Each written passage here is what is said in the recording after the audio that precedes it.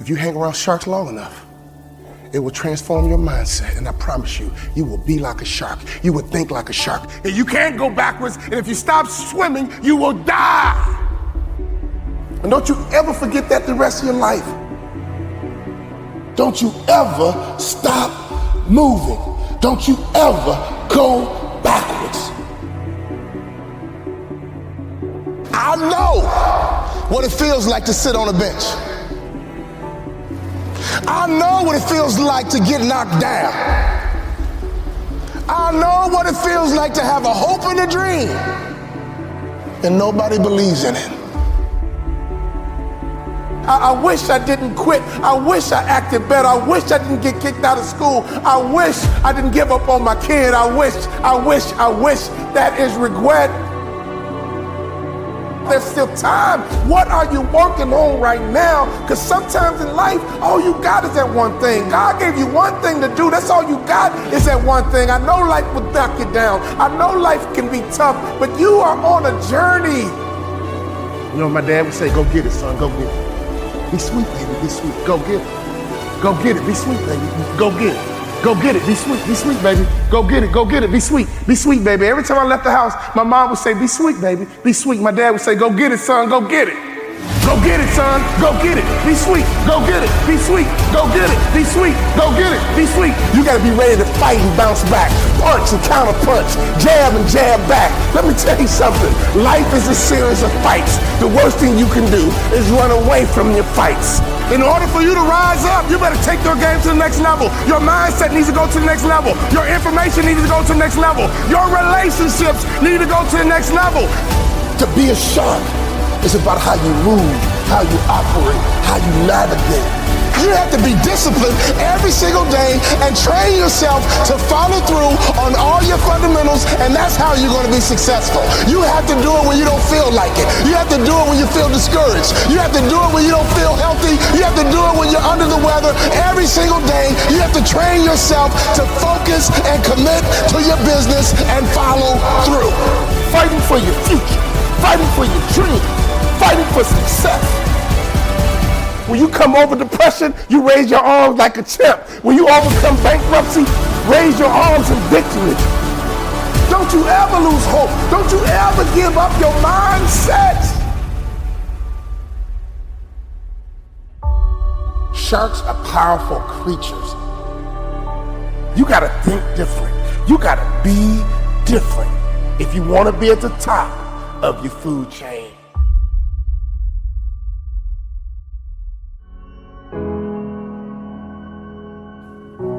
My freshman year, I don't play a lick. And before I knew it, I lost my mindset again.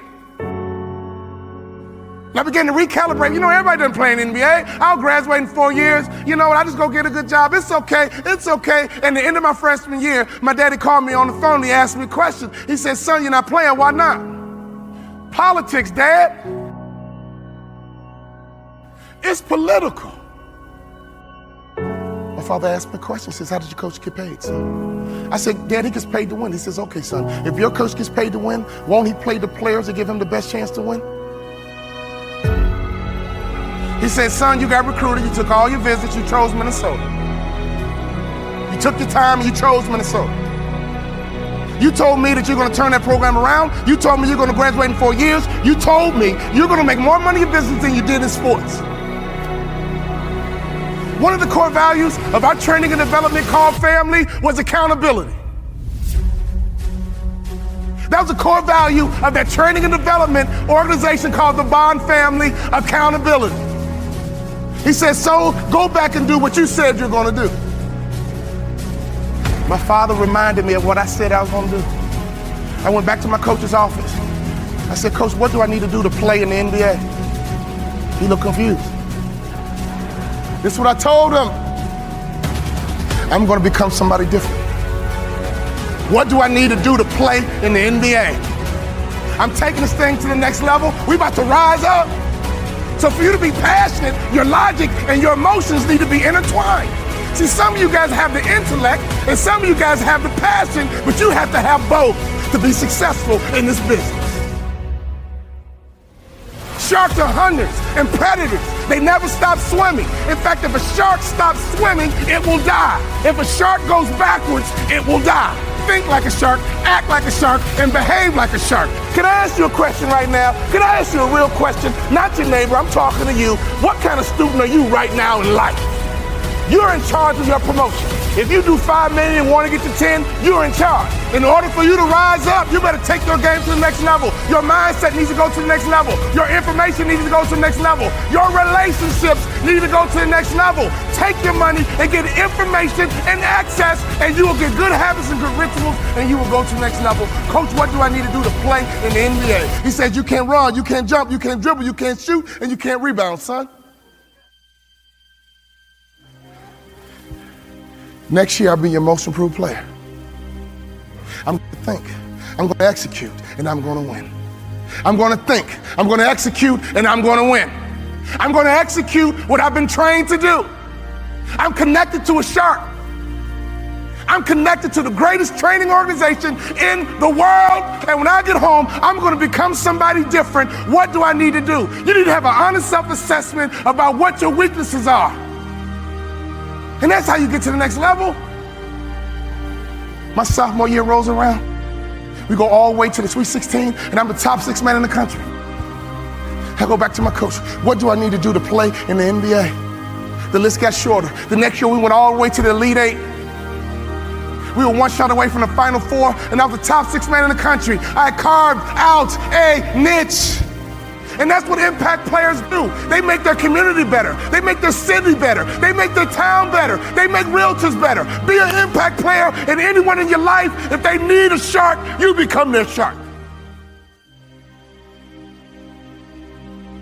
All I had to do was have 1 good year, and I walked right into the NBA. My senior year, everything lines up. But the first game of my senior year, I break my foot. I come back in 6 weeks and I break my foot a second time. In my mind, my college career was over and my NBA dreams were dead. I averaged 7 points a game. I got offered a $75,000 job because one of our season ticket holders liked me. Right before I took the job, my daddy called me on the phone. He would always ask the right questions at the right time. He said, you had a tough year, son, what's next? I said, Daddy, I'm going to be a hospital administrator, $75,000 job. He said, not bad, son, but can I ask you a question? Do you believe you're an NBA player?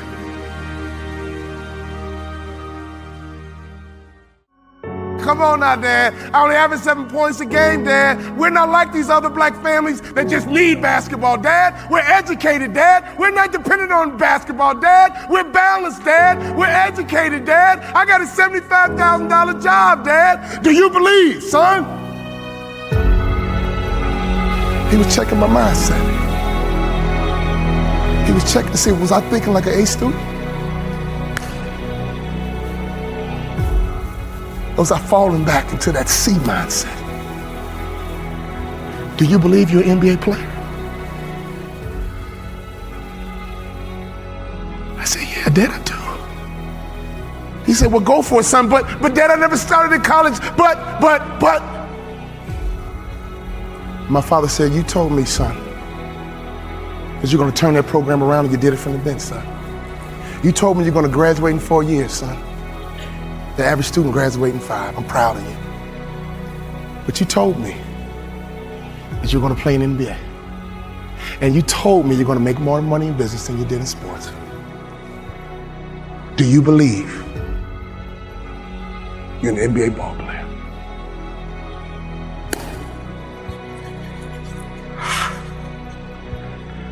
I do, Daddy. Go for it, son. Go for it. I go back to my coach's office and I said, Coach, what do I need to do to play in the NBA? He teared up. I teared up. He said, I'll be honest with you, son. When I recruited you, I heard you was a mama's boy.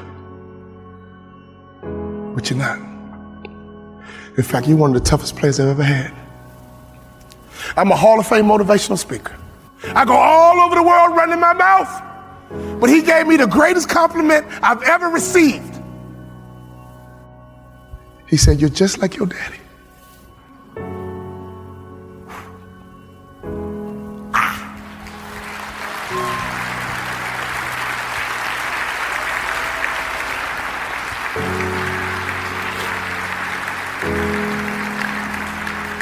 My daddy was a shark, and I was a suckerfish. But that moment was my opportunity to turn into a shark myself. If you hang around sharks long enough, it will transform your mindset, and I promise you, you will be like a shark. You will think like a shark. And you can't go backwards, and if you stop swimming, you will die.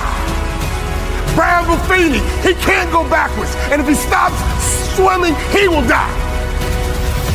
So ladies and gentlemen, you're connected to the right shark. All you need to do is be a good suckerfish. Success is all around you. Just pay attention. Every time you leave a business meeting, consciously and subconsciously, that person's debriefing you.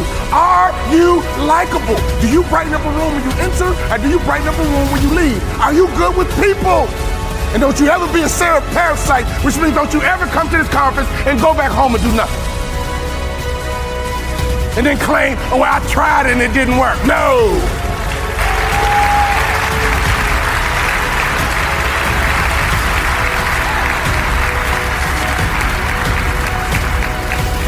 My college basketball coach said, "Son, I think you should be a motivational speaker."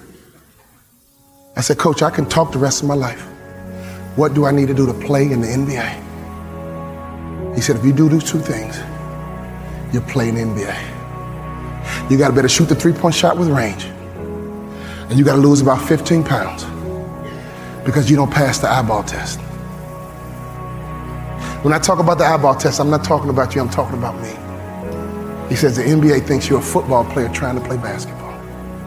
You got to lose weight to change the perception. I lost 15 pounds. And I became the first ever undrafted rookie free agent in the history of the NBA to start opening night.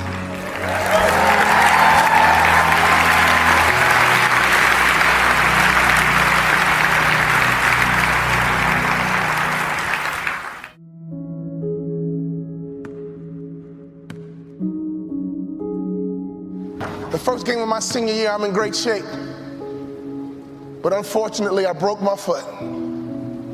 I had never been hurt a day in my life. My very first game, I broke my foot. I threw me a pity party. My trainer came to me and says, "Walter, we can get you back for the Big Ten season. We can get you back, son. We can get you right back in 5 weeks." I said, "Roger, when I come out of surgery, I want you to take me to the stationary bike, put me on the bike and take my cast to the pedal. But Walter, when you come out of surgery, you're gonna be on morphine and you won't feel like it, go back and rest." I said, "Roger, I don't have time to rest. Can you do that favor for me? Can you take me to the stationary bike, put me on the bike and take my cast to the pedal?" As soon as surgery was over, he carried me to the stationary bike, put me on that bike and he take my cast to the pedal, and I had a customary workout that was symbolic that I don't have time to rest. I had tears in my eyes as I pedaled that bike, and I thought to myself, I can't quit. I can't give up. I came back in 6 weeks. We playing against the Ohio State Buckeyes on national TV. They had a guy named Jimmy Jackson at that time. On national TV, me and Jimmy Jackson are going at it. In the first half, I had 15 points, 5 rebounds, and 5 assists. And as the first half ran out, I pulled up for my patented baseline jump shot, and I felt my foot break again. I've been trained to follow through. Every day in practice, my coach would say, "Walter, shoot it like you own it, baby. Shoot it like it's yours." Even though I felt my foot break, I still followed through. And my last college basketball shot went in all nets because I've been trained to follow through.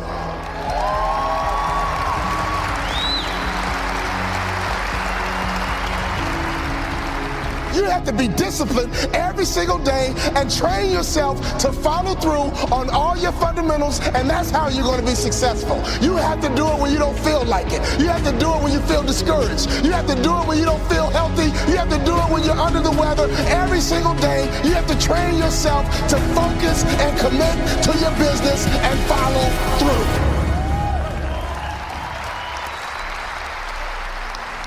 My college career was over. I got offered a job to become a hospital administrator. 2-year program, $75,000 job. And right before I took the job, my daddy called me on the phone. Let me tell you about my daddy. When I was a little boy, my daddy would always pick me up. When he came home from work, he picked me up. When he saw me in the nursery after church, he picked me up. No matter how long he worked, no matter how tired he was, my daddy would always pick me up. So when I had my kids, I would always pick up my kids. When I got home, sometimes I was tired. They have a bottle in one hand, and they just lifted up the other hand, and they knew what daddy was supposed to do. My job was to pick them up. This is a spiritual interaction. When you pick up a child, it is a spiritual transaction. When you pick up a child, you change their perspective. When you pick up a child, all of a sudden they can see the world the way you see it. I don't care what your children have done, there is nothing they can do for you to stop picking them up. Well, my daughter's a drug addict, I don't care, pick her up. My son messes up, I don't care, pick him up. I don't care. You pick them up. That is your job, mama. That is your job, daddy. That is your job, grandma. That is your job, granddad. Your number one job is to pick them up and change their perspective. My saddest day, one day, my daddy looked at me and he said, boy, you too big. I can't pick you up anymore. But when he couldn't pick me up physically, he would pick me up emotionally. He would pick me up spiritually. I had a great dad because he would always pick me up. He would always change my perspective. So my daddy called me on the phone, he asked me a question. He said, son, you had a tough year, what's next? I said, Dad, I'm gonna be a hospital administrator. He said, not bad, but let me ask you a question, son. Do you believe you're an NBA player? You can't outproduce your self-image, son. If you don't think so, go take the job. But if you believe you're an NBA player, go for it. My dad had the self-control and discipline and waited for my answer. And my answer was yes. You're right, Dad.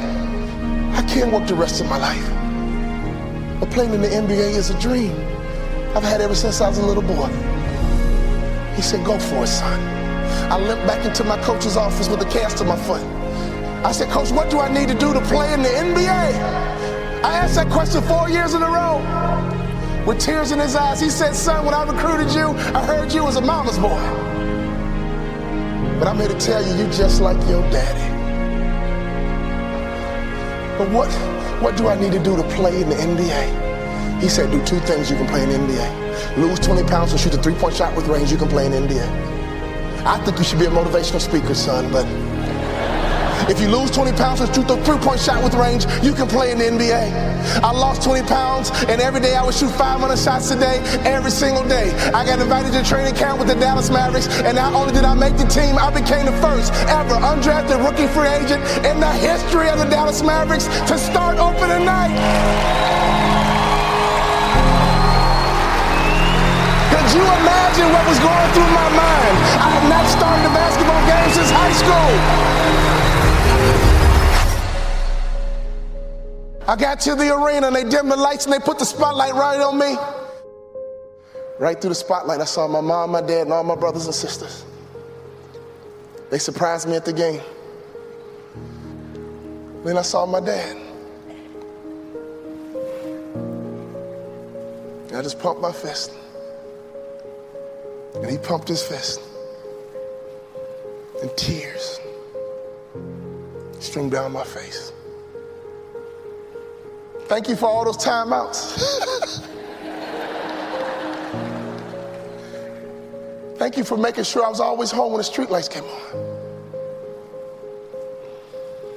Thank you for making sure I could always hear your voice. Thank you for always changing my perspective. I know what it feels like to sit on a bench. I know what it feels like to get knocked down. I know what it feels like to have a hope and a dream, and nobody believes in it but a few people. Go for your dreams. Don't live life with regrets. Go for your dreams. Don't live life with regrets. Go for your dreams. Don't live life with regrets. I could always hear my daddy's voice. You have children, you have grandchildren. Can your children and grandchildren hear your voice? I could always hear my daddy's voice. He would say, go out, have a good time, play with your friends, but don't let the street lights beat you home. When I started my motivational speaking business, I called my daddy and said, Daddy, I'm gonna be a motivational speaker.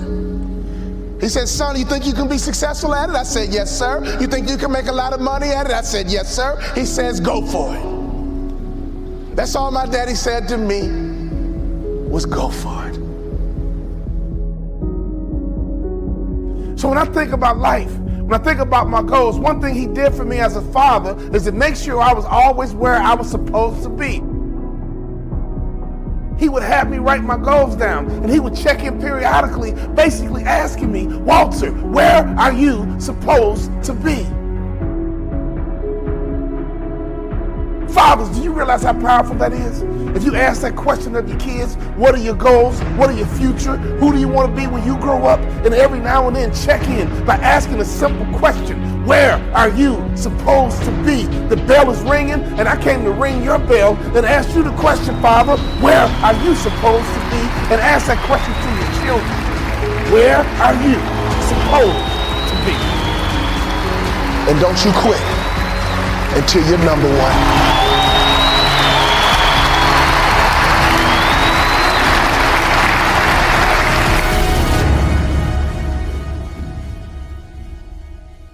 And I believe collectively as a group, we're going to kick the competition's butt because we understand how important it is to think, execute, and dominate.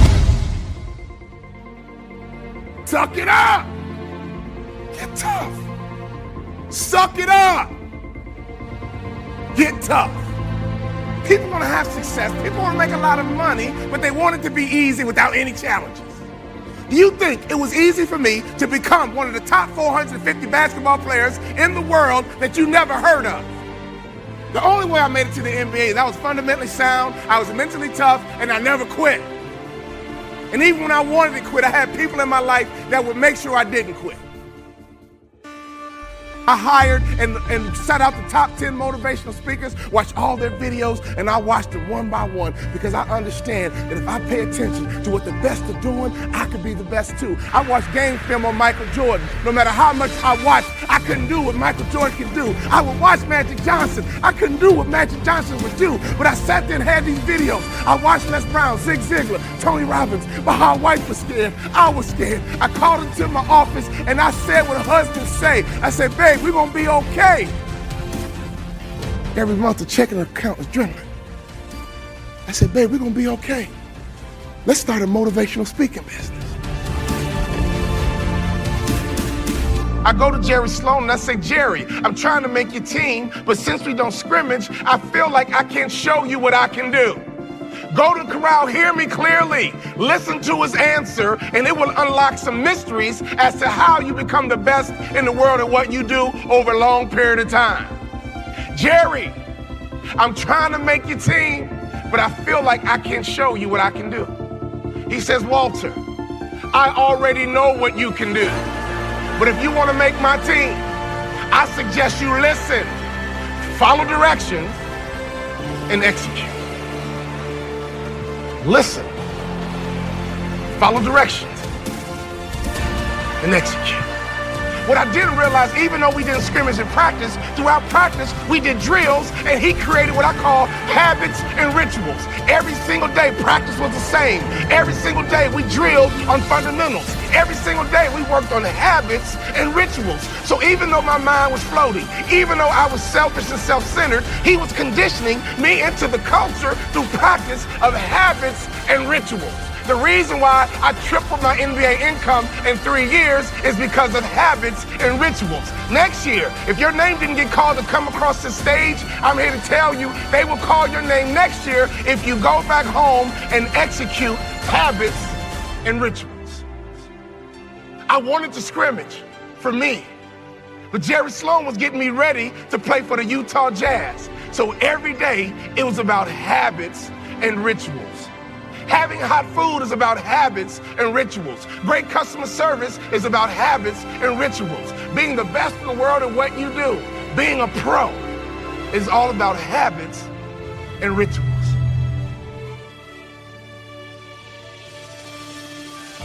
Let me tell you something. I learned a very valuable lesson when I played for the Utah Jazz. I had a point guard on my team who's arguably the best point guard in the history of the NBA. His name is John Stockton. John Stockton would go to a chiropractor 4 times a day on game day. You know what I said to myself? I'm not doing that. It doesn't take all that. John Stockton played 19 years in the NBA. I played 3. You would have thought I'd have been smart enough to watch a Hall of Famer and just shut my mouth, hop in the car, and go with them. No! My mind said, yeah, it doesn't take all that. And I would tease him. Man, John Stockton, are you OCD or something? Why are you going to a chiropractor 4 times a day? He swore by his chiropractor. That man played point guard in the NBA until he was 40 years old. And he didn't retire because he got slow. He retired because he refused to wear baggy shorts. He loved his Daisy Dukes. Every day on game day, that man would go to a chiropractor 4 times a day. And in my immature basketball mind, I would say, it doesn't take all that. I don't need to do all that. I'm an award-winning motivational speaker because now I pay attention to details. Another peak performance truth. Peak performers are detail-oriented.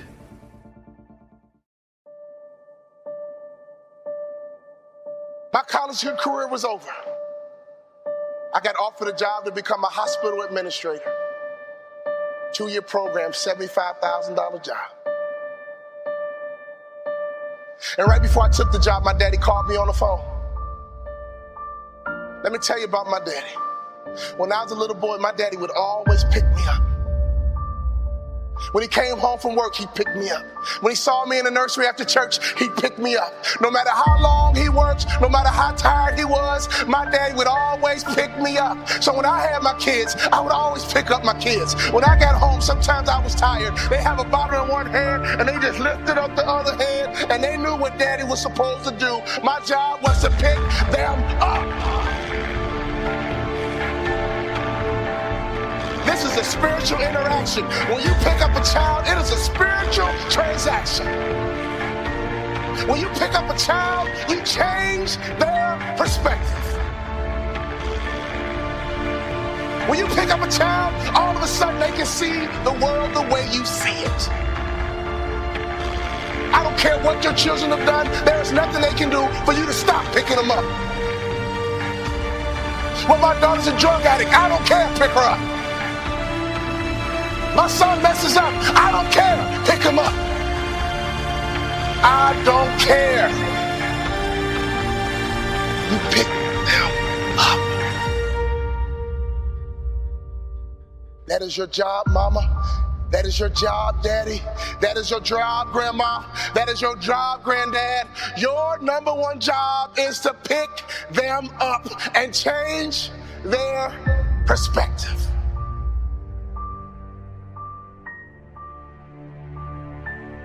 My saddest day, one day, my daddy looked at me and he said, boy, you too big. I can't pick you up anymore. But when he couldn't pick me up physically, he would pick me up emotionally. He would pick me up spiritually. I had a great dad because he would always pick me up. He would always change my perspective.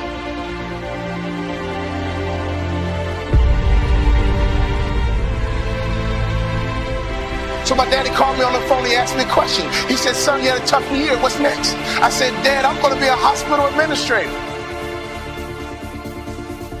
He said, not bad, but let me ask you a question, son. Do you believe you're an NBA player? You can't outproduce your self-image, son. If you don't think so, go take the job. you believe you're an NBA player, go for it.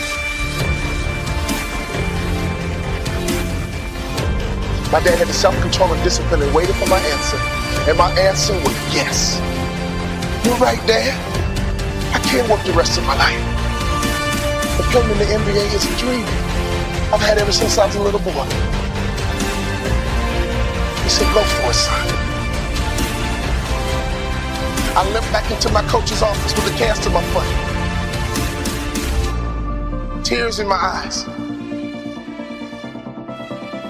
I said, Coach, what do I need to do to play in the NBA? He said, do two things you can play in the NBA. Lose 20 pounds and shoot a three-point shot with range, you can play in the NBA. If you lose 20 pounds and shoot a three-point shot with range, you can play in the NBA. I lost 20 pounds, and every day I would shoot 500 shots a day, every single day. I got invited to training camp with the Dallas Mavericks, and not only did I make the team, I became the first ever undrafted rookie free agent in the history of the Dallas Mavericks to start opening night. Could you imagine what was going through my mind? I had not started a basketball game since high school.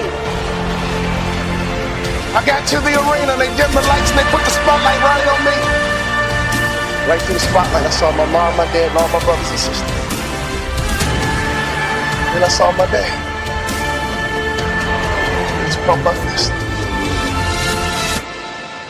He pumped his fist.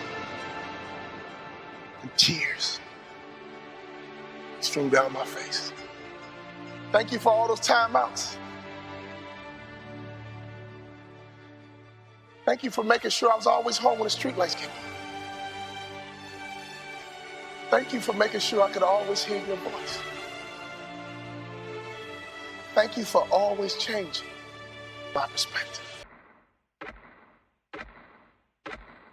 You know, I was a high school star. I just thought I was on to do great things. You know, I was a typical kid. You know, we all stood up in front of class in the 3rd grade and 4th grade and said what we were going to be when we grew up. You know, I was no different than any other student. Everybody in the world did that, right? It was like an exercise we all did. So my message was, I'm going to play pro sports, and when I'm done playing pro sports, I'm going to make more money in business than I did in sports. And everything was going along fine until when I got to college, I found myself sitting on the bench. A high school stud, basically becoming a scrub sitting on the bench. And I'll never forget, all of a sudden I recalibrated my dreams and goals, and my father called me on the phone. This was a turning point. He asked me a question that really changed my life. He said, son, you don't play, why not? And I gave him what I thought was my truth. I gave him what I thought was my reality, only to find out now it was an excuse. I said, Dad, politics. Dad, it's political. My father said, what? He said, son, if you can help that coach win, you will play. Go back and do what you said you're gonna do. And all of a sudden, I got reconnected to that little kid on the inside of me that had dreams or goals of getting to that next level. I went to my coach and I said, Coach, what do I need to do to play in the NBA? See, in many cases, sometimes we get stuck, we get stagnant, and we lose that fire and that passion because we forgot our vision. We forgot our goals. We forgot our dreams. And all of a sudden, reality takes over. All of a sudden, circumstances take over. Ladies and gentlemen, I'm on a mission to make sure that everybody in this world knows that that next level is waiting for you. You can become that person you wanted to be when you were 10 or 11 and 12. You don't have to let your reality take over and all of a sudden you live this normal life. You don't want to have a normal life. Why have a job and just be normal? Why have a company and just be average? I'm telling you, you should be on a mission to get to that next level. My coach told me what I needed to work on, and ladies and gentlemen, I had to up my game. I had to start working harder, right? I stole a key from a manager and I would go into the arena at midnight and work on my game, work on my left hand, work on my right hand. I got fundamentally sound. All of a sudden, I began to realize that I got to get better. I'm not just good enough. And I began to confuse my potential with who I was at the time. That might be the biggest mistake that people make around the world. They confuse their potential with who I was at the time. People get hired based on their potential, but your work ethic is what's going to make you a vice president. Your work ethic is going to make sure that you become a CEO. Being fundamentally sound in marketing and selling and customer service, I became fundamentally sound and I made it to the NBA. And before I knew it, I got cut because I realized that all I wanted to do was to get there. I had no vision to be an impact player.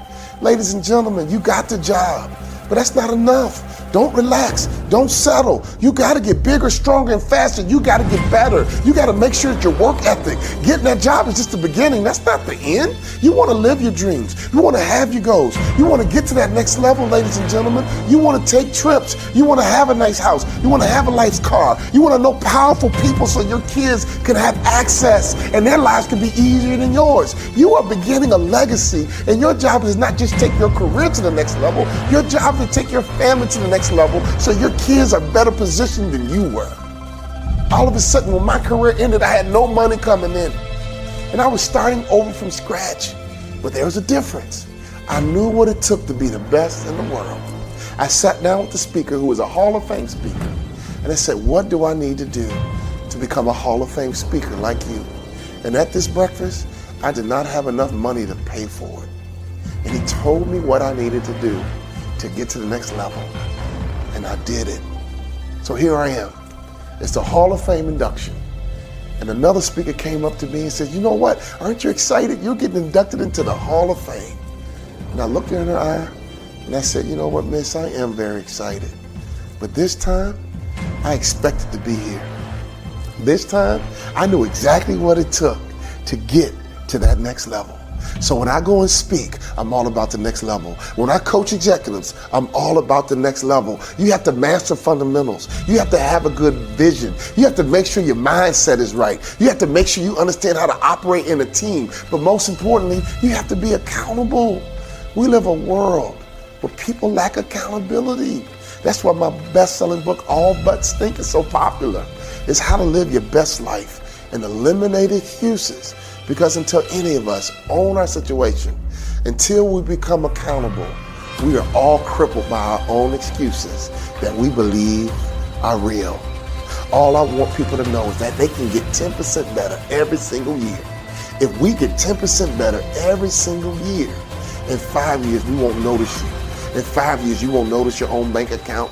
You won't notice your own career. You will get bigger, stronger, and faster. You will get more effective. You will get promoted. You'll drive more revenue. But ladies and gentlemen, next level is about purpose. Next level is about understanding what it takes to get there. I'm on a mission because if I can get to that next level in 2 different industries, I know that I got a message for the whole world. And I have the information that I can teach to make sure that anyone can have that dream come true that they had in their 3rd grade class, that they had in their 4th grade class. Don't give up on your dreams. Don't quit. Don't pick reality. I'm telling you, that dream that you had way back when can become true. And it can become your reality.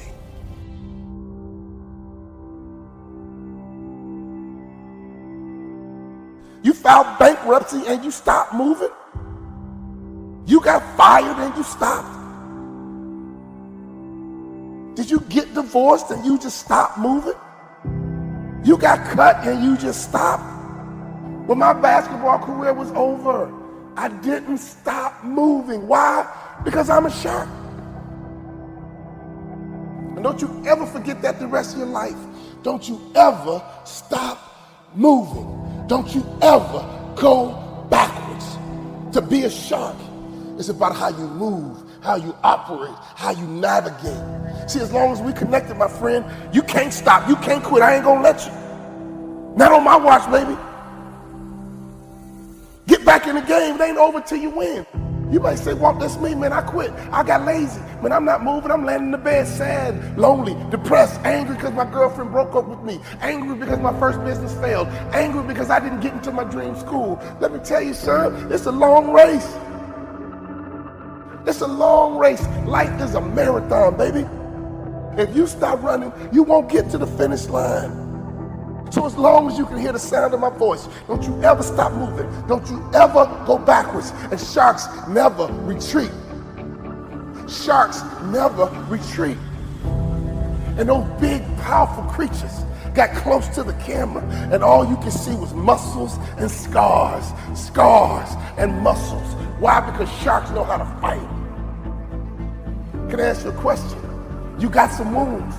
You got some scars, but are you still willing to battle? Are you still willing to fight for success? Fight for being wealthy. Fight for getting out of debt. Fight for your marriage. Fight for your family. Fight for whatever you got to fight for. The thing I love about a shark, they never stop fighting. Don't let failure stop you. Don't you ever let rejection stop you. Don't you ever let people stop you. You stop moving forward because they said this and they said that. Let me tell you something about what he say and she say. Haters stopped you? Really? When you get successful, haters are a part of the landscape. If you don't have haters, your vision is too small. And then you have the great whites. Oh, then you got the great white shark, baby. They go deep. They love hunting in the deep. They are always going for the throat, and they don't stop until they win. See, when you go to the swimming pool, most people stay in the shallow end, but not great whites, baby. Not great white sharks. They go into the deep end. They love going deep. For you to become a millionaire, you gotta go deep. Some of you guys gotta read more. Some of you guys gotta study more. Some of you gotta change your relationship. Why? Because your friends are shallow. Your family is shallow. And if you want to be a great white, baby, you got to get some new friends. You got to get some new conversations. You got to get some new material, new information, new access to new people that can take you to a place you've never been. All great white, baby, they go deep. It's time for you to go deep. Whatever you put me in, I'm going to make it out on top. Wherever you drop me off, I'm going to make it. Why? Because I'm a shark. I don't care how many times that you need to try, no one can stop you but you. I don't care who you are. I don't care what you do. If you want to be a sales shark, you got to move different. You might still be in school. You want to be a straight A student, you got to move and operate differently. You a young, aspiring athlete in high school or college, trying to make it to the league, trying to make it to the top. You can. It's right in front of you. But you got to move different. You got to operate different. You got to operate better in your social circles. You got to operate better in school, better in class, better in the sales meeting, better in front of the client. Why not? How do you move right now? I mean, let's be honest. How do you operate right now? And here's the truth. If you're operating the right way, you don't need to brag about yourself because others are going to brag about you. Keep your own name out your own mouth and let others talk about you are a beast. Let others talk about how good you are, how strong you are, how fast you are, how smart you are, how successful you are. That's when you know you're a shark, when others are talking about you. You want others bragging about you. Sharks only look up. They can't look down. In fact, if a shark attacks you in the ocean, get beneath it because a shark can't look down. See, when you're looking at haters, you know what you're doing? You're looking down. When you get distracted by haters, you know what you're doing? You're keeping your eyes off the prize, baby. Haters are a part of the landscape, but haters are beneath you. And the real truth about haters, they wish they did it themselves. The real truth about haters, they don't have the courage to go for it themselves. Sharks only look up. They can't look down. Stay positive, my friend. If it didn't work this time, try again. Oh, it worked the second time, try it again. No one can stop you but you. You got to get to that next level through your movement. You got to get to that next level through your activity. You got to get to that next level by how you operate. Can I ask you a question? How strong is your movement? What time do you wake up in the morning? What time do you go to sleep? And how much time do you waste throughout the day? Sharks never stop moving. Sharks never go backwards. Sharks only look up. Sharks never look down. And here's the best part about a shark. Shark takes others with them. Sharks make other people successful, and sharks are made of cartilage. That's why they're different than every other fish. They're made of cartilage, which means they're flexible. They can change, and they pivot when they need to pivot. Can I ask you a question? Do you need to pivot right now? Your business idea is not working. Pivot. Your marriage is not working. Change how you operate. Your career is not where it needs to be. You're made of cartilage, baby. You're flexible. Pivot. Make sure, ladies and gentlemen, that your mindset is to be a shark. Sometimes in the day you're a shark. Sometimes in that same day you're a suckerfish. But don't you ever be a parasite. Why? Because parasites connect And all they do is suck the life out of you. All they do is suck the confidence out of you. All they do is suck the momentum out of you. Why? Because parasites take and they don't give. All they want to do is take you down. They don't care about you one bit.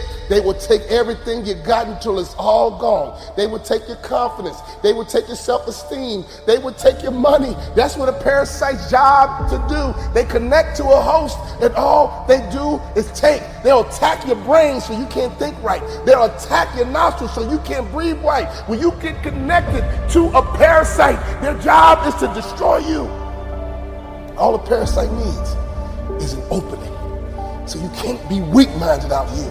You can't be desperate out here. You can't be thirsty out here. You can't be frail out here. You must have thick skin and be ready, because a parasite can't mess with you if you have thick skin, if you're mentally tough and mentally strong, and you know who you are and you know whose you are.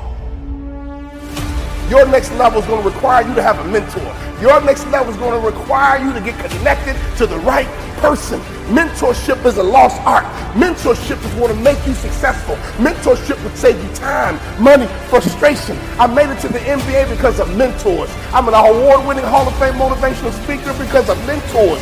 You got to understand, baby, you might be a suckerfish right now, and one day you're going to be a shark. But right now, as a suckerfish, you got to wait until the right shark comes by, and you got to connect to the shark. It's not just about you anymore. When you become a great white shark, it's about how many people can you take with you? How many people can you make successful? If you want to be a shark,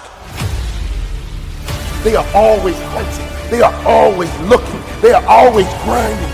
You got to get to that next level through your movement. You got to get to that next level through your activity. You got to get to that next level by how you operate. I mean, doesn't LeBron just move a little different than every other athlete? Doesn't Tom Brady just move a little different than all the other quarterbacks? Jay-Z, Beyonce, they just move a little different than everybody else. So if you want to be the top, if you want to get to the top, you got to move different. You got to move better. You got to operate different. You got to attack different. You got to think different. You got to be different if you want to be at the top of the food chain. Sharks are powerful creatures that run the ocean. Don't you want to run things?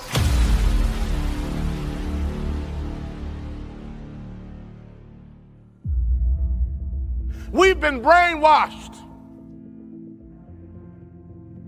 Yes.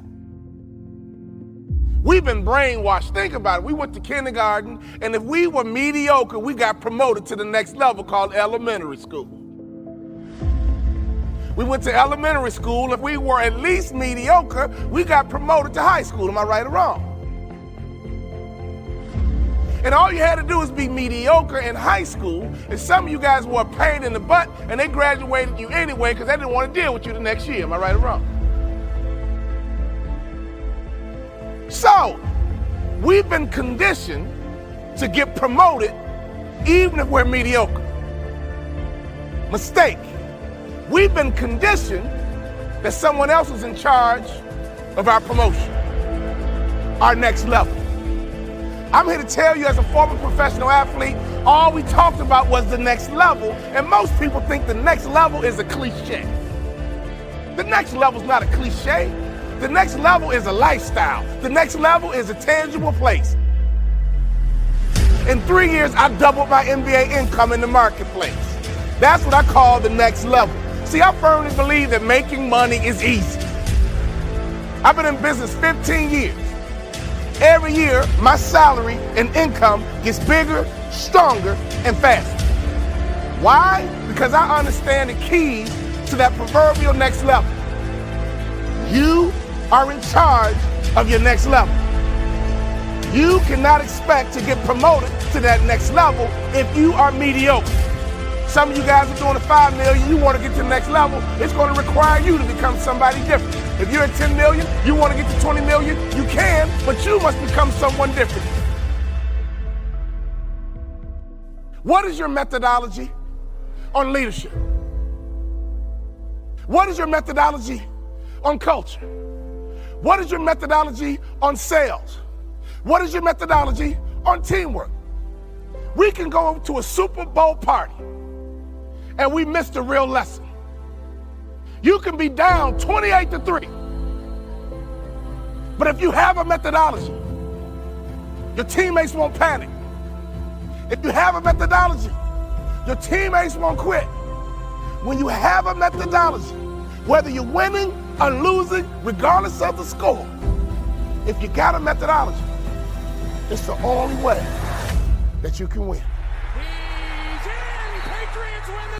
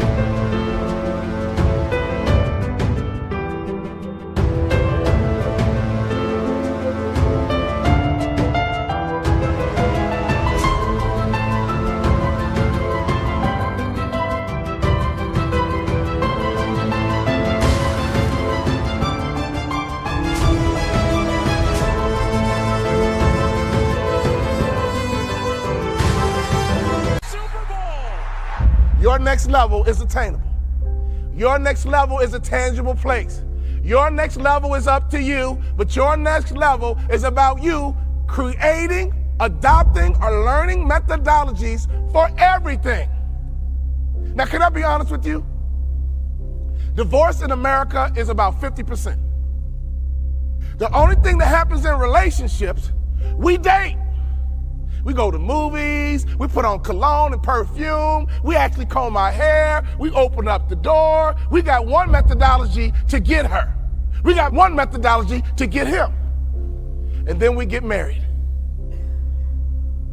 And what happens? We change our methodology. Ladies and gentlemen, I've been married 23 years, and men, I want you to hear me closely. I have methodology, and here's my philosophy. It's cheaper to keep her.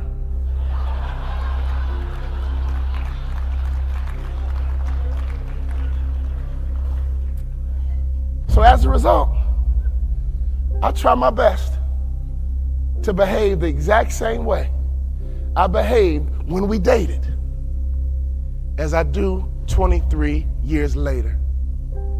Try it. I promise you, it'll work. All right, lesson number one. If you want to be successful in business, lesson number one, cut off the news. The media's job is not to tell us the truth. The media's job is to make money. The media has figured out that America is addicted to negative information.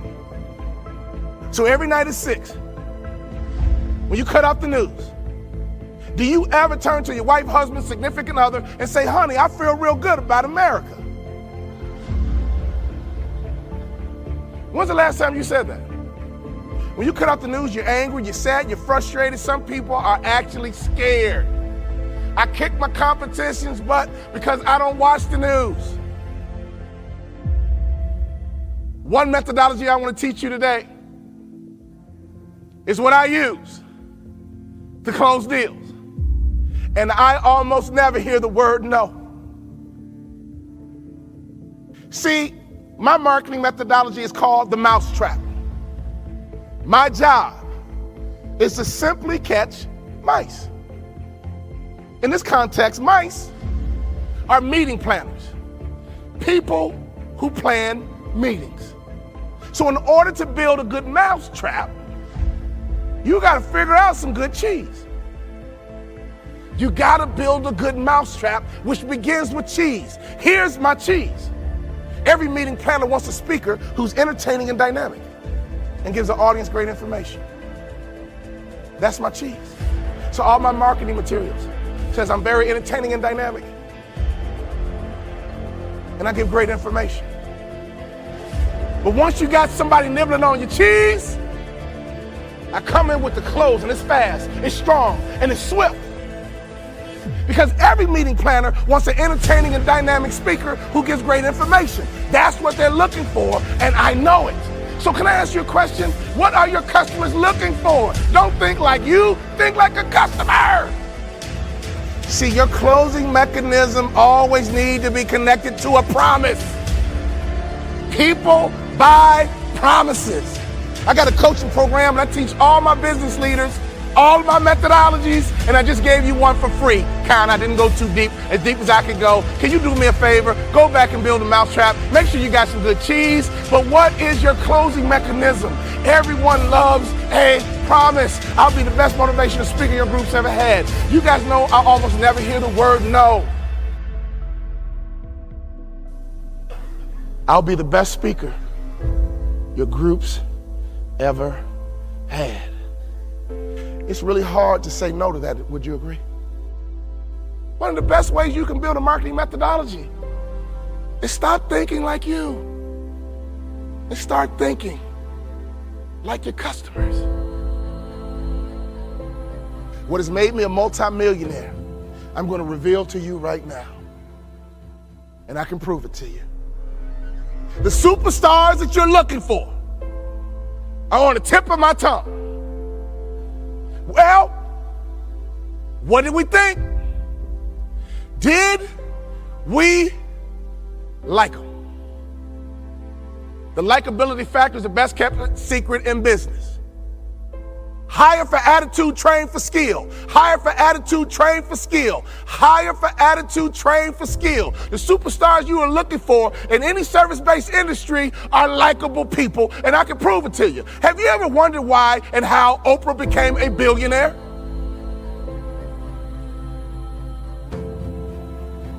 Oprah convinced 30 million women and about 1 million men that she was their best friend.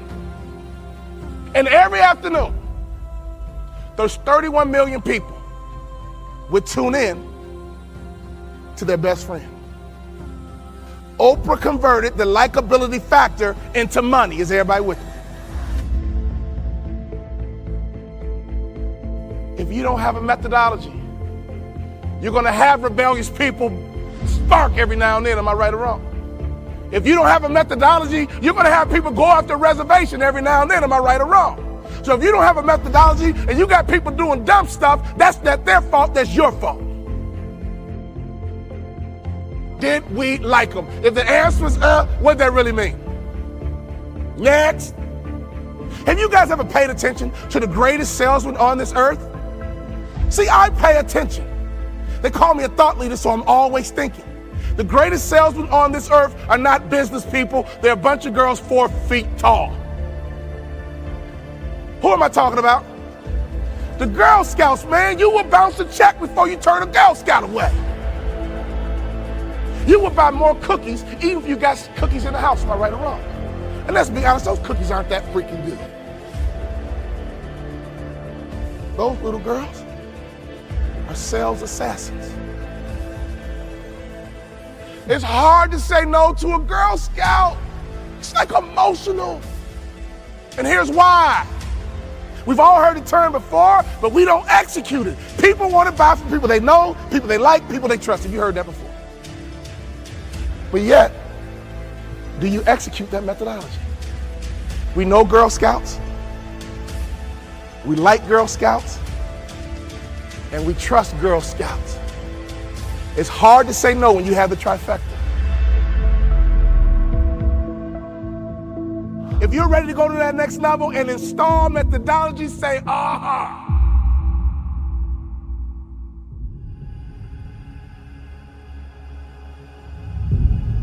There's a fight right around the corner just waiting for you.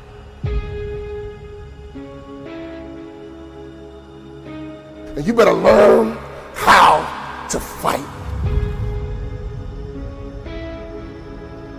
You got to get up every morning fighting, clawing, scratching.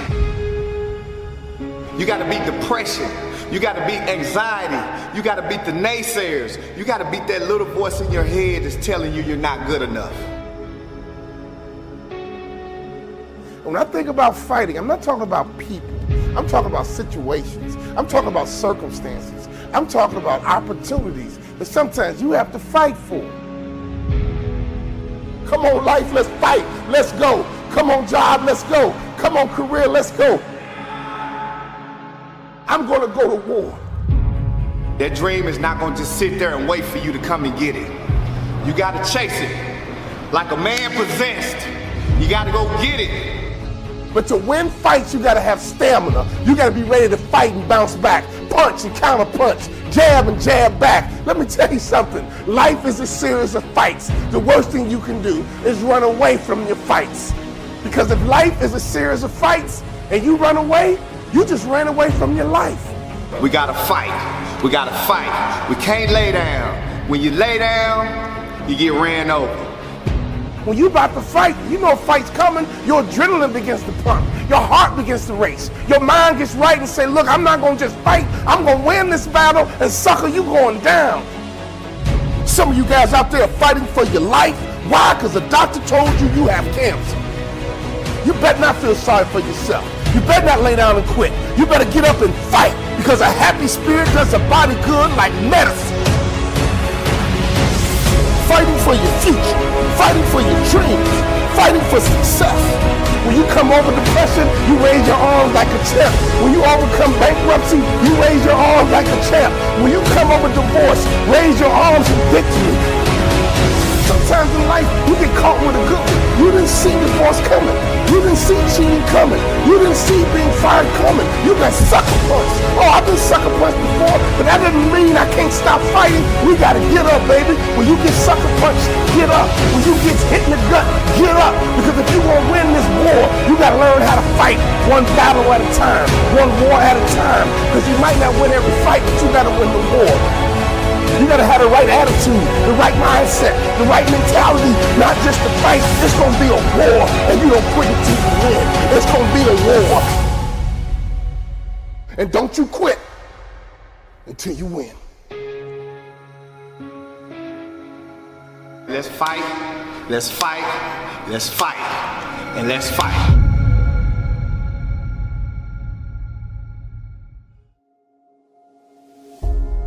You gotta have care to have passion. And you hear people say all the time, I don't care. If that's you, you don't have passion. You gotta care, okay? You gotta care if we win or lose. You gotta care if we come.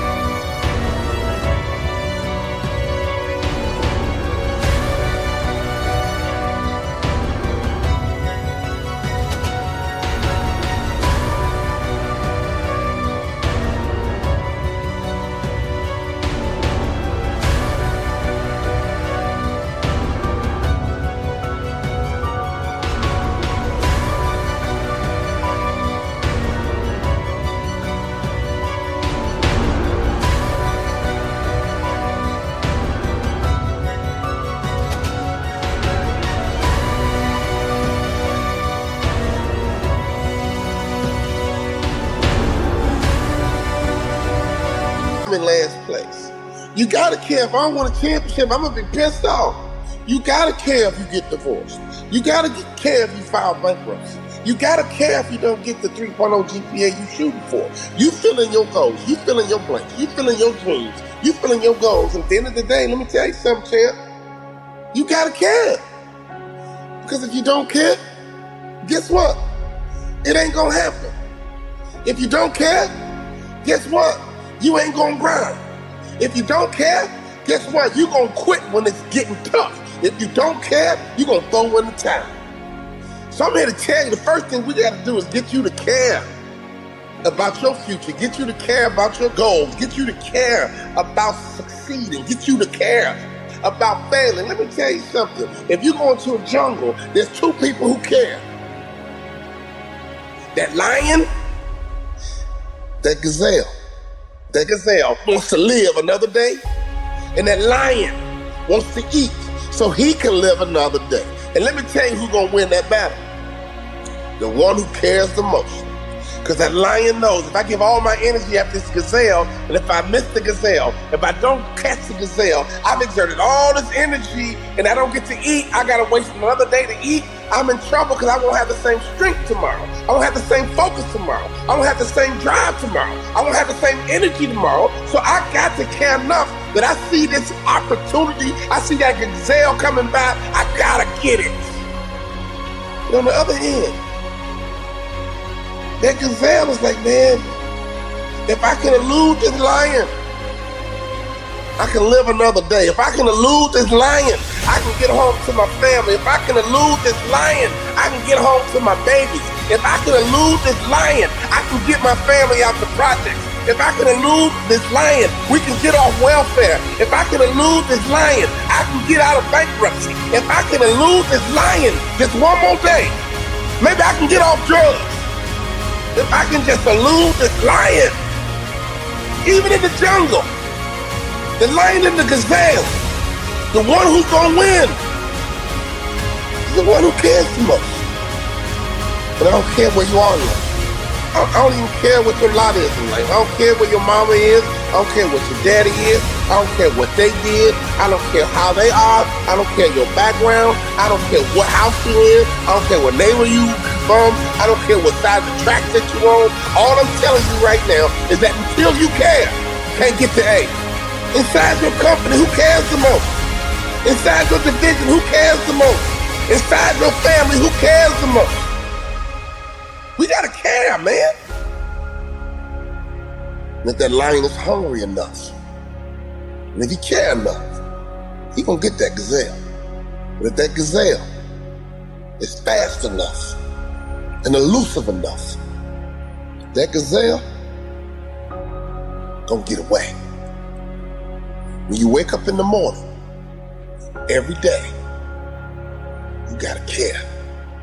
And you gotta live your life like you a lion. You gotta live your life like you are that gazelle.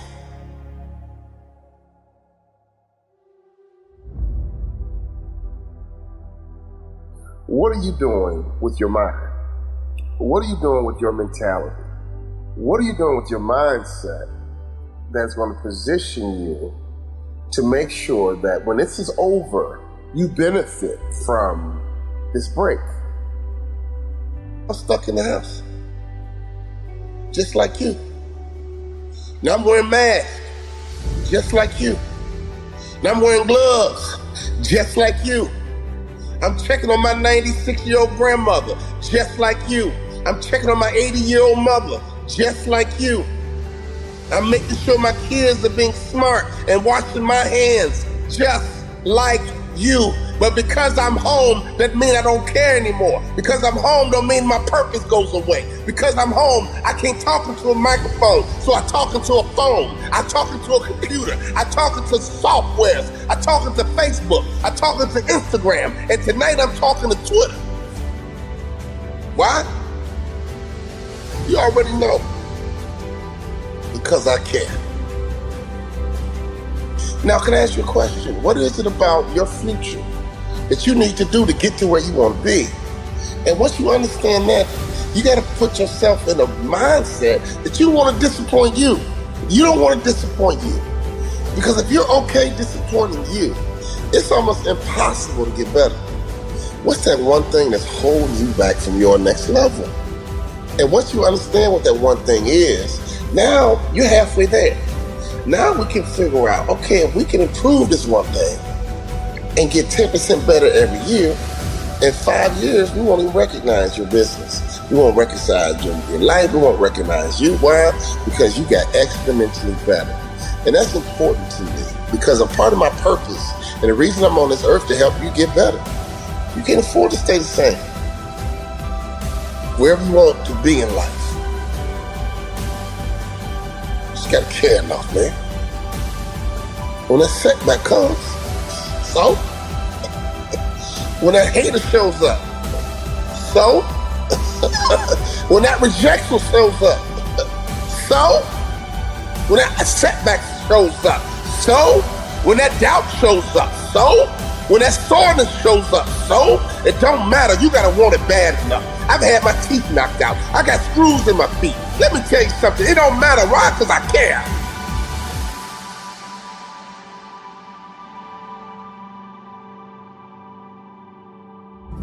When I got inducted into the Hall of Fame for motivational speakers, I was sitting at a table and a young lady came up to me. She says, "Wow, Walter, you're going into the Hall of Fame. That is so cool. Aren't you excited?" I said, "Yeah, I'm excited." She said, "You don't act like it." But you know what I told her? After getting cut out the NBA, you know what I told her? After making minimum in the NBA, you know what I told her? After crying in my wife's arms, after I got cut out the NBA, you know what I told her? For the first time in my life, I expected to be here. For the first time in my life, I shot for the A and I got it. For the first time in my life, I went for the throat and I got it. For the first time in my life, I went to be number one and I got it. For the first time in my life, I wasn't happy with getting a C anymore. For the first time in my life, I made up my mind to be an A student and I expected to be an A student. And guess what? I got the A. I talked to people in Australia and London and Cyprus and Africa, all over the world, because I just wanted to get the A because I cared enough. For the first time in my life, I didn't talk myself out of it. For the first time in my life, I wasn't happy being average. For the first time in my life, I made up my mind that I'm going to be an A student no matter what. I've been motivating people for 19 years. And I'm a Hall of Fame speaker, which means I'm good at what I do.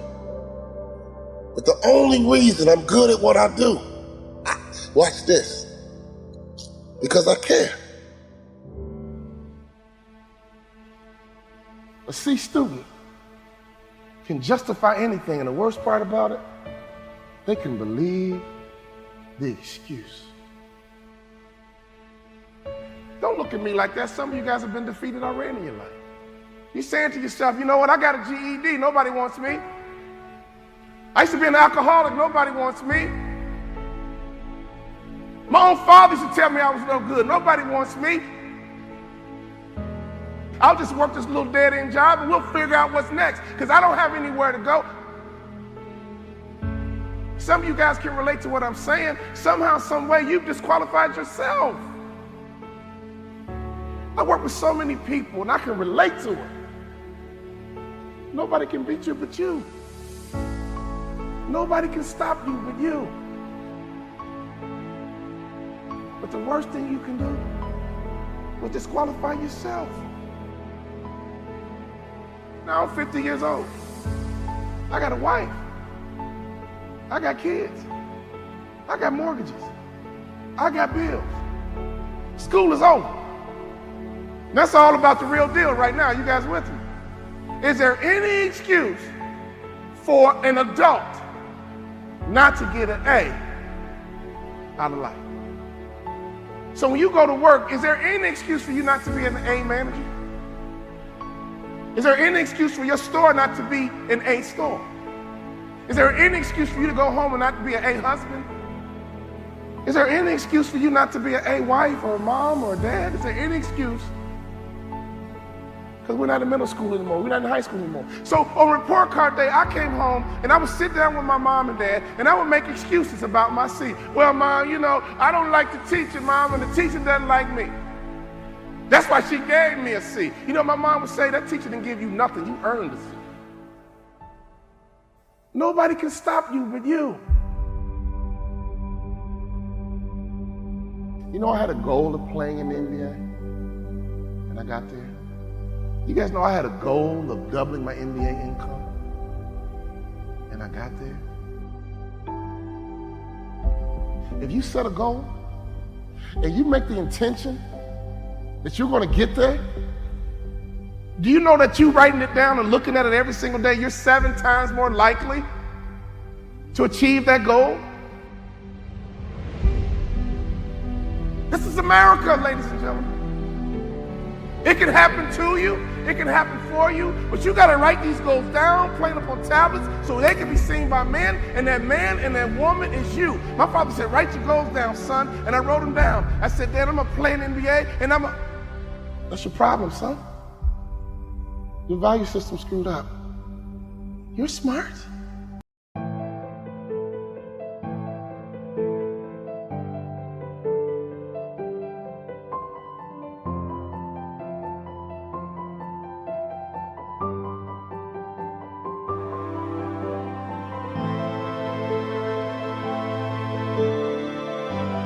This family's about being a student athlete. Rewrite your goals tomorrow and give them to me. He didn't yell at me. He didn't browbeat me. He didn't criticize me. He said, son, that's your problem. Your value system is screwed up.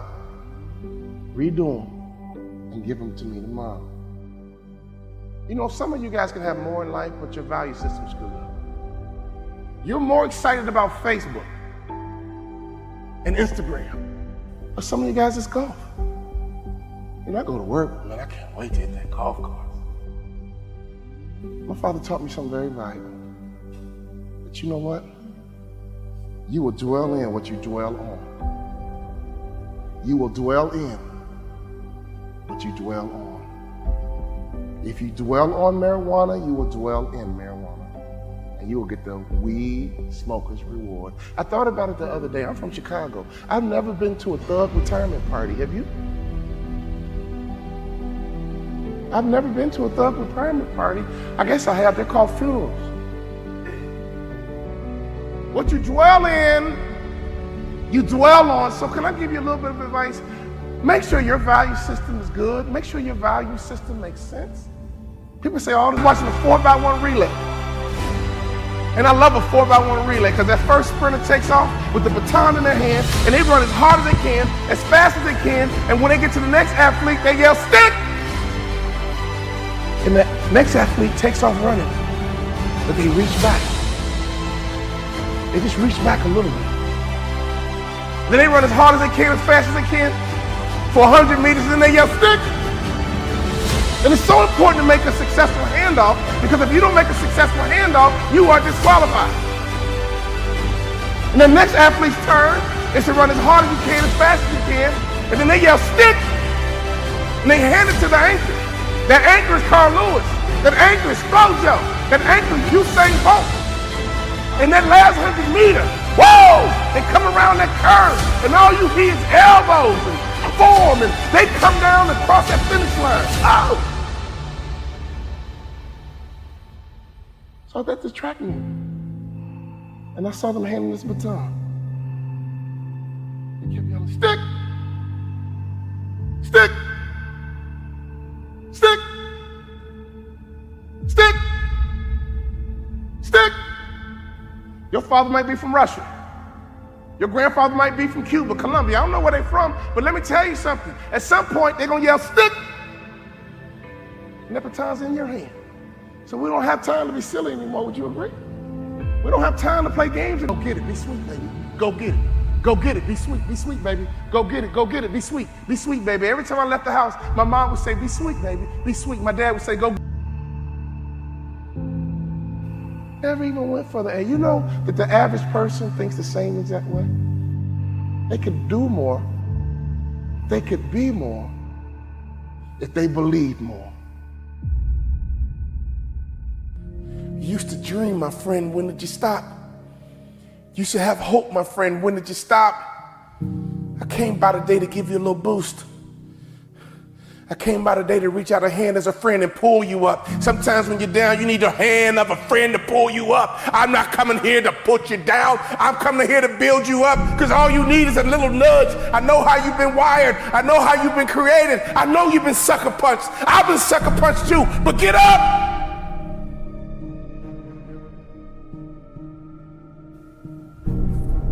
Down, but not out. Down, but not out. Here's the definition of down. Downward, going in a direction, downward, being at a low position or on the ground, floor or bottom. Here's the good news about being down. You are already on a solid foundation. If you can look up, you can get up. You are down, but not out. How long will you be down, my friend? It's a temporary condition. It's up to you how long it lasts. It doesn't have to be a life sentence. Being on the bottom is temporary. Down but not defeated. Down but not out. You feel sorry for yourself here and you dwell on it here, but do you like it here? If you like the bottom, I can't help you. If you hate the bottom, we can work. If you hate the bottom, I got you. Because if you got you there, you can get you to the top. It takes time to get to the bottom. In other words, it's a process. Even falling is a process. It's not instant. Failing is a process, and so is success. Sailing is a process. Failing is a process, and so is success. In fact, failure does not happen overnight. It takes time to fail. But success doesn't happen overnight. It takes time to be successful.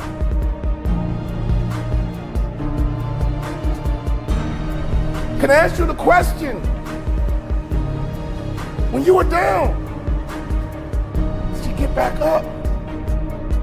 The same way you get to the bottom is the same way you get to the top. Constant activity. Constant activity will get you to the top, and constant activity will get you to the bottom. Doing nothing is an activity.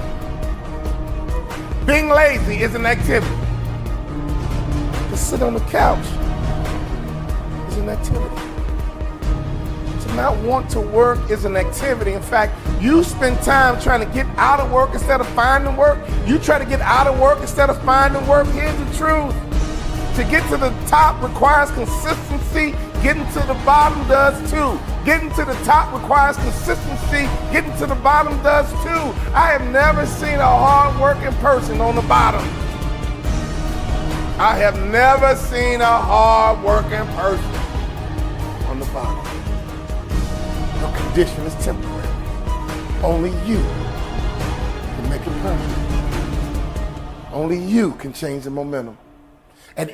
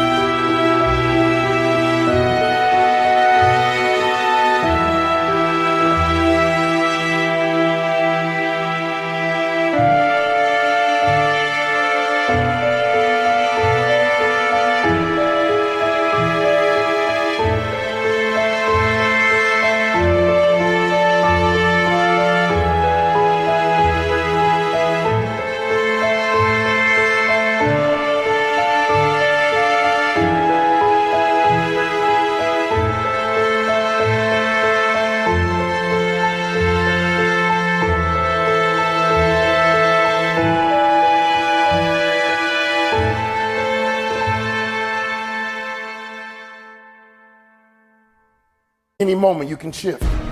At any moment you can change direction. You gotta create habits to get a harvest. But if you don't like your harvest, you gotta change the seed. If you don't like your harvest, you gotta change the seed. On a daily basis, what kind of seeds are you planting? Can I ask you a question? What are you working on right now? Are you working your way to the bottom or are you working your way to the top? Either way, you're gonna get a harvest, my friend. We can't stop the harvest. All we can do is control what kind of harvest we get. Are you working on a successful harvest? Are you working on a harvest of failure? I mean, every day you're working on something. It's one thing to be down.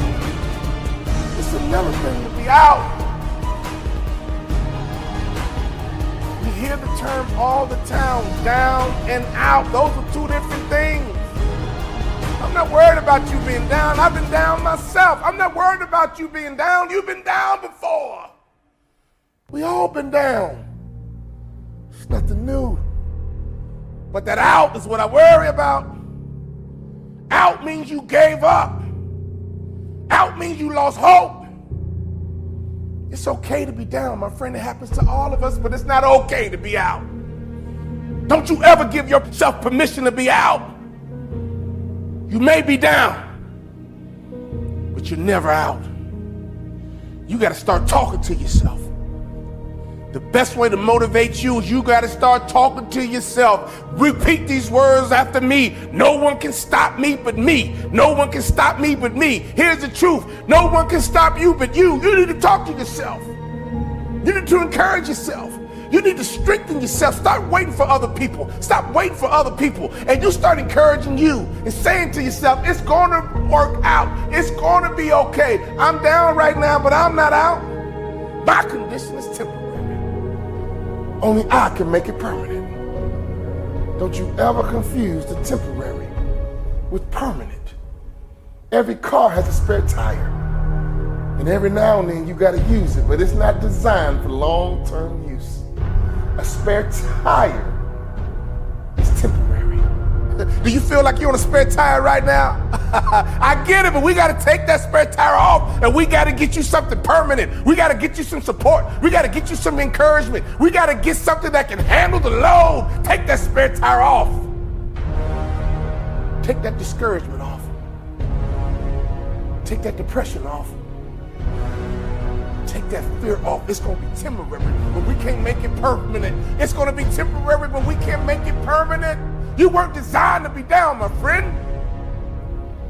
You weren't designed to be down long. Open up your mouth and talk to yourself. Open up your mouth and talk to you. Open up your mouth and motivate you. Say it out loud. I may be down, but I'm not out. As long as there's breath in my body, I'm not out. Get up right now and move around. Get up right now and get your body moving. Get up right now and go for a walk and look at the birds and the trees and the dirt and the grass and the moon and the sun. Life keeps moving.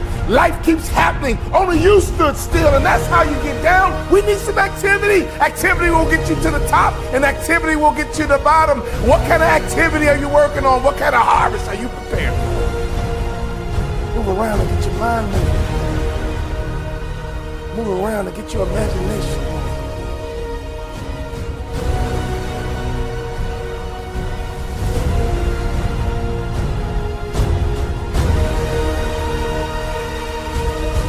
Your condition is temporary. Only you will make it permanent. You will love again. You will thrive again. You will smile again if you give yourself permission. You will win again if you give yourself permission. You will breathe again if you give yourself permission. You will hope again if you give yourself permission. You will dream again if you only give yourself permission. You know what down feels like. But I want to encourage you to be stronger. And you tell people I used to be down, but not anymore. Now I'm wiser. My heart is healing. I'm better for it.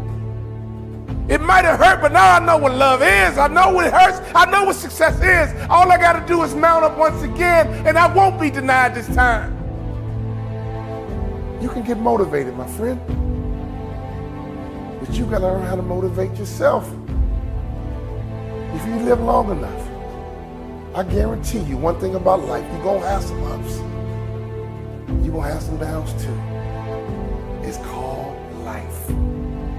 It's okay to be down, my friend, but it's never okay to be out. Your condition is temporary. Only you can make it permanent. Down, but not out.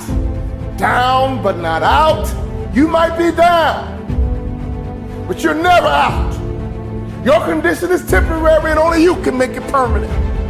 I want you to make the declaration right now. I want you to make the announcement right now. I'm back. I don't care if you gotta walk around your house and just say, I'm back. Call all your friends and say, I was down, but I'm back.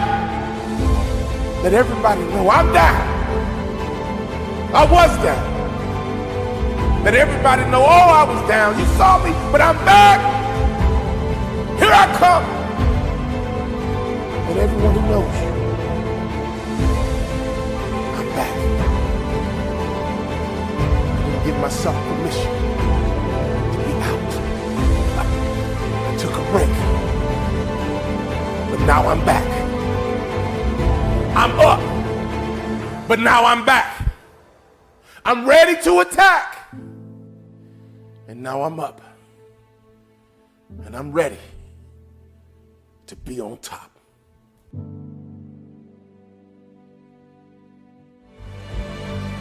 So you can play ball at the Y or you can play ball in the NBA.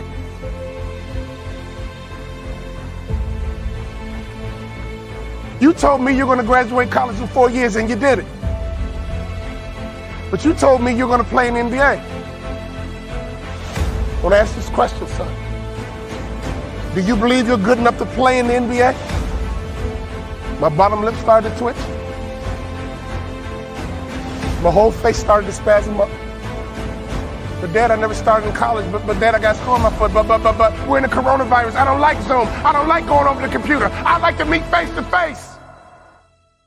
Be committed to the goal, not the journey. Be committed to the result. Adversity will increase your value if you let it. Son, do you believe you're good enough to play in the NBA? And I thought about it. Well, if I didn't get hurt, I thought about it. Yes, Dad, I do. I do think I'm good enough. Confidence is the #1 factor in anyone's success.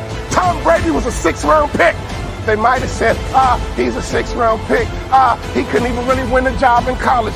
And he's going to leave the game the greatest quarterback ever. Lesson #1, sharks never stop moving forward or they die. He said, son, if you think you're good enough, go get it. Go get it, son.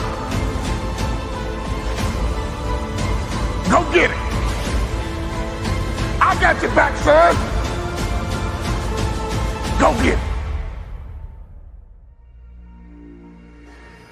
As I tell you my story, I want you to think about your legacy. As I tell you my story, I want you to think about what do you need to do to take your game to the next level. Yes, I played in the NBA. Now I know some of you guys at home are thinking to yourself, well, you know what, I watched the NBA, Walter Bond, I never heard of him. Well, I never heard of you either. But here's the truth. My dad was a 6'6", 240-pound high school principal, and he had a message every day we left the house. Go get it, son. Go get it. That was his philosophy for life. Go get it, son. Go get it, son. Go get it. I'm the youngest of 3 kids, and I remember report card day. My brother and sister would skip all the way home. They couldn't wait to show mom and dad their grades. Not me. I'm the youngest. I'm the baby. I would walk home real slow.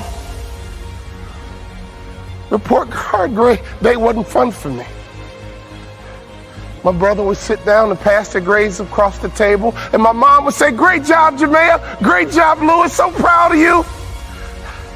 Okay, Walter. Let us take a look. I would slide my grades across the table, and I would cry before they arrived.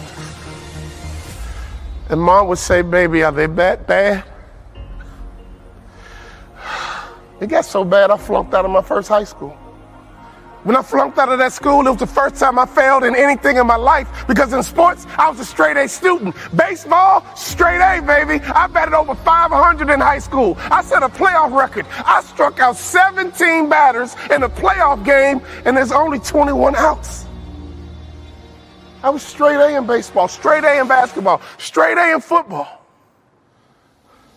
But in school,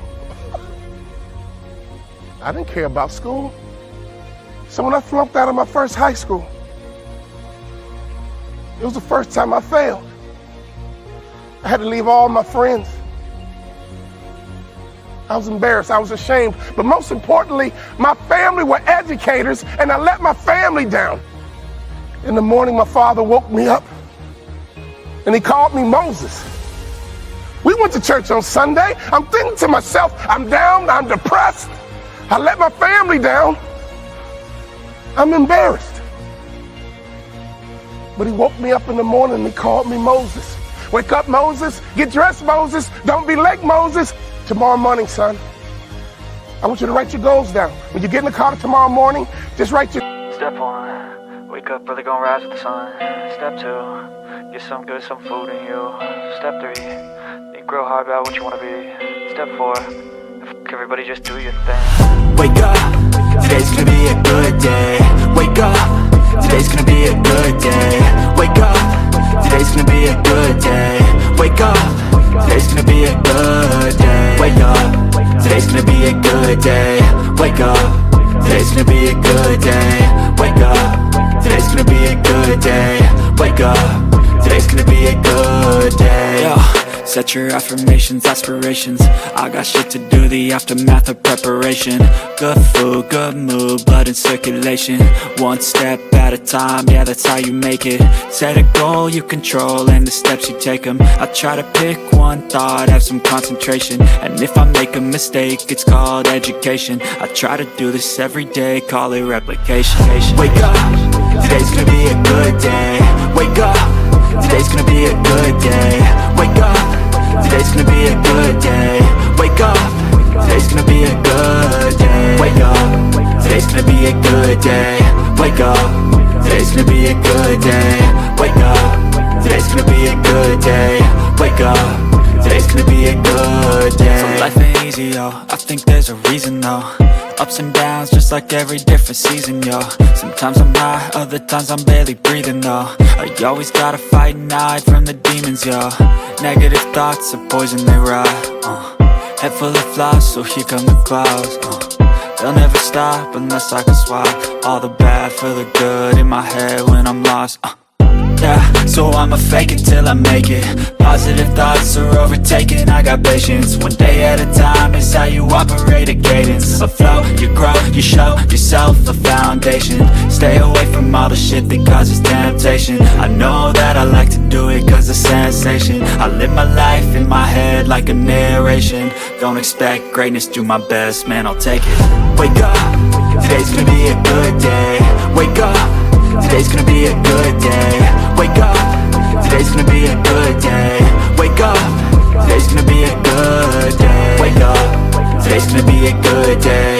Wake up, today's gonna be a good day. Wake up, today's gonna be a good day. Wake up, today's gonna be a good day. Wake up early, gonna rise with the sun. Step 2, get some good, some food in you. Step 3, think real hard about what you wanna be. Step 4, everybody just do your thing. Goes down. I got in the car the next day. I said, Dad, are you ready? Yeah, Dad. Okay, all Dad, I'm gonna play in the NBA. And see, that's your problem, son. Your value system is screwed up. I didn't care about school. So I got to my new high school. I saw the thugs on the corner, but that wasn't the worst part. The worst part was when I passed the principal's office. He was 6'6", 240 pounds. Everybody else called him Mr. Bond.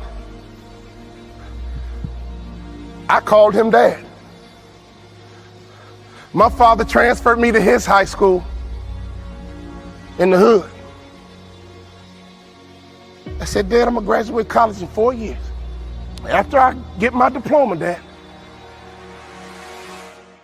After I march across the stage, Dad, after I flip my tassel, Dad, then I'm gonna play in the NBA.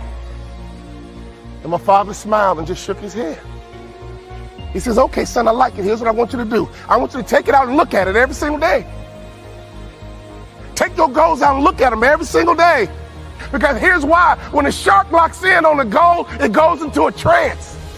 When a shark gets locked in, it goes into a trance. With good habits, good rituals, great follow-up. Good habits, good rituals, great follow-up. I looked at those goals every single morning, and I went into a trance. If you want to be a pro, a real pro, you better get some habits and rituals, and you better do them all day, every day. Habits and rituals will make you a pro. We played the #1 team in the country. They had the #1 player in the country, and we beat them. And I outplayed the #1 player in the country. I got to school the next day. The school was going crazy. Great game, Walt, man. You was on fire. You put us on your back. Thank you. Thank you. I'm fighting through the crowd trying to go to the counselor's office. That game was over. It happened yesterday. But I'm in school now, and I'm not a ball player right now. I'm a student, and I was trying to get to the counselor's office, and here's why. I had a 2.9. And even though we beat the #1 team in the country, I outplayed the #1 player in the country, and all I cared about was getting to my coach's office. I got into the counselor's office, and she says, great game yesterday. Thank you. But can I ask you a question? I got a 2.9. What do I need to do to get a 3.0? She says, Walter, I was afraid you're going to ask me that. I mean, you're doing great now, but you were in such a hole. The 2.9 is the best that you can do. For the first time in my life, I was pissed off about school. For the first time in my life, I was pissed off about education. I'm not satisfied with being average. For the first time in my life, I cared about school. And my dad is right. But my value system was screwed up. And this family produces. This family produces. I never started in college. In my senior year, I broke my foot twice. And I got offered a job to become a hospital administrator. But district managers, I got a phone call from my high school principal. Wasn't my daddy calling. It was my high school principal. You had a tough year. What's next? He said, can I ask you a question? You told me you're going to graduate college in 4 years, and you did it. But you told me you're going to play in the NBA. And you told me you're going to make more money in business than you did in sports. I want to ask this question, son. Do you believe you're good enough to play in the NBA? My bottom lip started to twitch. My whole face started to spasm up. If you find any person who's doing great things, you already know they've overcome their adversity. So I want to challenge you right now. Whatever adversity is coming at you right now in your personal life, private life, in your family, your kids, you better handle your adversity, because the outcome and the result is going to be dependent on how you respond. When adversity comes to you, you better respond the right way, because it's designed not to defeat you. It's designed not to destroy you. It was designed to increase your value.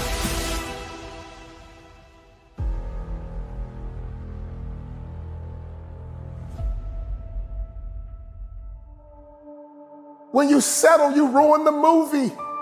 Yeah, you heard me. Your life is a movie and you are the author. Your life is a movie and you are the director. Life is a movie. And you need to edit some scenes out. The pen is in your hand, my friend, and you're writing your very own personal movie. And I believe the good guy wins in the end. I believe the good woman wins in the end. I believe that you will win in the end as long as you don't settle. When you settle, you ruin the finale. When you settle, you ruin the final scene. We are all tuned into your movie. We got our popcorn ready, waiting for your grand finale. How is your movie going to end? As long as there is breath in your body, there is a chance. Sometimes discouragement happens. Sometimes fatigue happens. But one thing I know about life, when you get tired, you gotta wait for that second wind. When that second wind kicks in, whoa, you might be tired right now, but that second wind is kicking in. I came here right now today to be your second wind, and don't you ever settle. Why? Because I don't want you to have regrets. You've got to rise above how you feel. It's going to be up to you to take authority over your mind and your emotions. And a lot of times we get frustrated because things seem to be moving too slowly. And when that happens, we start to question whether or not what we really want will ever happen for us. Well, it will happen if you refuse to allow fear and impatience to deprive you of what you deserve. It will happen if you don't allow moments of frustration to guide your decisions. Think about all the people you know in life that said, man, I wish I didn't quit on school. I hate I dropped out. I wish I didn't get divorced. I hate I gave up. I wish I didn't quit the football team because I could have been in the NFL. I wish I didn't quit. I wish I acted better. I wish I didn't get kicked out of school. I wish I didn't give up on my kid. I wish. That is regret. Never settle. There's still time. Never settle. There's still time. What are you working on right now? Because sometimes in life, all you got is that one thing. God gave you one thing to do. That's all you got is that one thing. I know life will knock you down. I know life can be tough, but you are on a journey. When you settle, you will always have regret on what could have been, what should have been. I'm going to say these two powerful words one more time. And I want you to hear me and get them in your spirit. Never settle.